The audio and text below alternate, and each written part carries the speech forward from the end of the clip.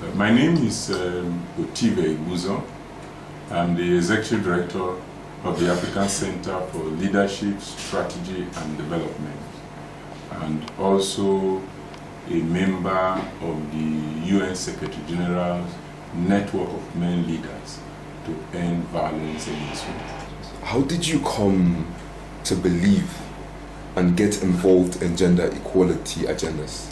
I think there are many reasons why I became involved in gender equality agendas. I must say that the first will be ideological orientation. When I was in the university, I belonged to a Marxist-Leninist organization, the League of Patriotic Students, who believe in issues of class and gender. So all our analysis, we do class analysis and gender analysis. It was at that period that I joined the Women in Nigeria and became very active and even became an official of Women in Nigeria, which is an organization, a foremost feminist organization in Nigeria that worked to improving the condition of women in Nigeria from class and gender perspective. But secondly is my own life experience.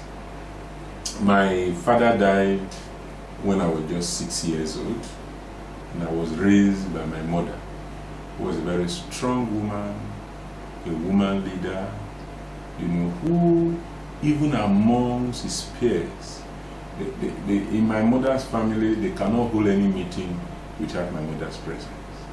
He was a community leader, and in her, I saw strength, I saw commitment, I saw hard work, I saw vision. Because in those days when in the village people don't send their children to school,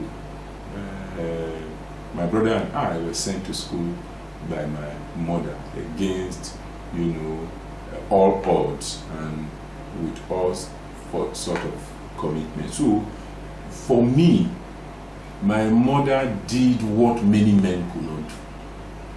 And of course, when I met my wife, Ejiro, I see what she has done, what she's doing, what she can also do, and of course my daughter, Ruki, so these three women in my life, also confirmed to me that what a man can do, a woman can do even better.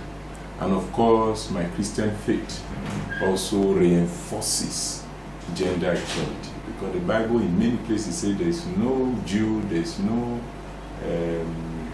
Gentile, every human being. And the Bible says male and female created hidden. So for me, everything about my life, whether experience, ideology or faith, confirms the need for gender equality. What is the current status of gender-based violence in Nigeria? Gender-based violence in Nigeria is very widespread.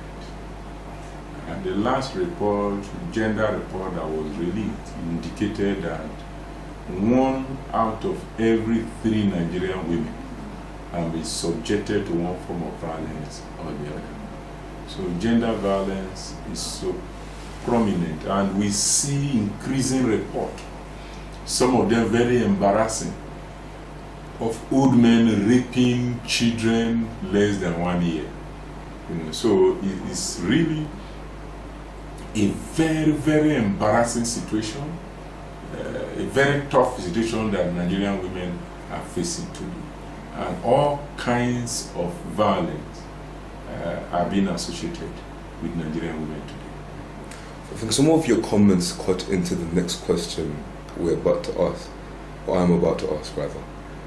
What types or forms of violence against women and girls are prevalent in Nigeria today? Yeah, like I said earlier, the Nigerian women face all the types of violence. First, they face physical violence in terms of kicking, in terms of slap, in terms of, beating, terms of pouring acid, inflicting bodily harm upon them. So physical violence is one form of violence that women face. Women also face psychological violence, in terms of verbal abuse, confinement. They are not allowed to go where they want to go to, not allowed to visit hospitals, even pregnant women, not allowed to go to antenatal clinic. So there is all form of psychological violence. There is also sexual violence, which I talked earlier, rape, incest. Either the rapportage is increasing or the incidence is increasing, because every day in the newspapers today we see rapportage of cases of sexual violence. And of course, there is also socio-economic violence. And with the increasing hardship today in Nigeria and the economic recession, suicide tendencies are increasing. Recently it was talked about a woman wanted to jump into the lagoon in Lagos, and in another situation the woman actually jumped but was rescued. So there's all kinds of violence are prevalent in Nigeria today. So, from your wealth of experience, what is your advice to women and girls who face different forms of violence? Yes, I think that for women and girls who face different forms of violence, the first thing is that they need to be knowledgeable. They need to recognize violence when it takes place. And they also need to know various avenues through which they can seek redress. There are many people who are living in violence. They refuse to come out of it, and they don't know that they can seek support from either non-governmental organizations or government agencies that are responsible for dealing with it. So women need to improve their understanding and knowledge of what needs to be done. And then, of course, women need to organize, because the only way to deal with these things is organizing and mobilizing and being able to stand up against these vices. And of course, in line with the 2017 theme for International Women's Day, women need to be bold. It has been documented that it will take over 160 years for gender parity to happen at the current rate, precisely up to 2186. So, and we can't wait that long to achieve gender parity. So women need to begin to do things that are unusual, to begin to challenge stereotypes, to begin to improve the bar, to begin to break the glass ceiling, to exercise boldness in doing things so that we can advance the frontiers of gender equality. And chewing from your comments, that's your advice for women. What is your challenge to men and boys in ending gender-based violence? Yes, I think that men and boys have a great role to play in ending gender-based violence, because humanity is made up of two sexes, male and female. And from the present constitution of society, actually men wield more powers, and they can use that power positively by ending violence against women. Nobody is born violent from the first day. It is society that socializes men into notions of masculinity that make them to become violent. So the first challenge to men is that they need to unlearn and reconstruct themselves. They need a reconstruction of the notions of masculinity and femininity, so that men of the 21st century will behave in ways that are gender enabling or gender sensitive. Men need to understand that as half of humanity, they have a role to play in ending violence against women. Men need to step up and stand up against violence against women. And I think because of the positions men occupy, they can speak up. They can play advocacy roles and campaigns. They can step in anytime they see violence against women. They can help to change the laws. They can help to formulate policies that are friendly to women. They can help to change the practices, including the harmful traditional practices that is skewed against women. Indeed, men have a lot of roles to play, and they need to play this role. They need to rise up to the leadership role that they need to play to end violence against women. One of the major challenges of addressing violence against women in Nigeria is funding. What will be your rallying call to well-meaning individuals and groups to support organizations like CWINS in tackling gender-based violence? Yeah, I think funding is critical to any organization across the world. And for many non-governmental organizations, especially with the rising tide of conservative governments across the world, funding to humanitarian work and the NGO sector is likely to decrease.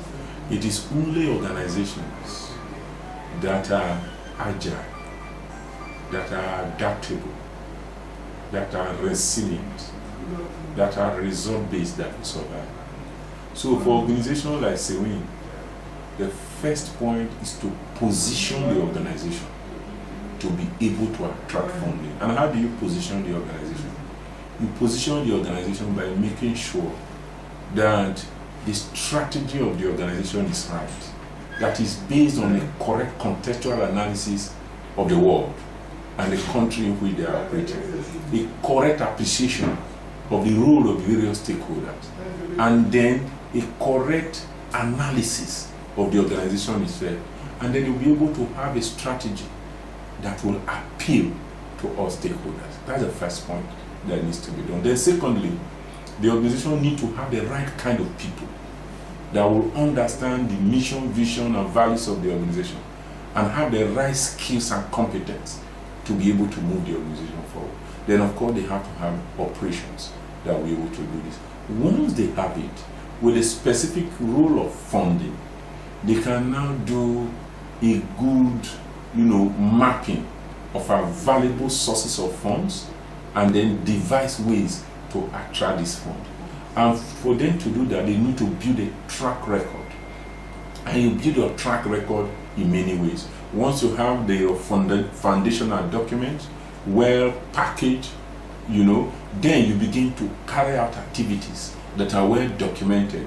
When you show a track record of how your organization is structured, how your finances are managed, how your human resource is done, how your procurement is done, that you have all the relevant policies, including procurement policy, conflict of interest policy, partnership policy, volunteer policies, youth policy, gender policy, disability policy. And when the organization is well seated and you have been doing things, then there are other people across the world who are interested in the same subject area with you. Then you can be able to attract funding. So perfect. We want to appreciate you, Doctor, for taking time out of your busy schedule to educate us. We also want to appreciate you for your contribution to the promotion of gender equality in Nigeria. Thank you. It is my pleasure, and it's a challenge and also a commitment for me to be involved in gender equality issues. And I'm really honored and privileged to be interviewed on these issues, and the privilege that the UN Secretary General has given to me as an ambassador to end gender equality, not only in Nigeria, but across the world. And I'm really honored. Thank you, Doctor. Thank you, Doctor.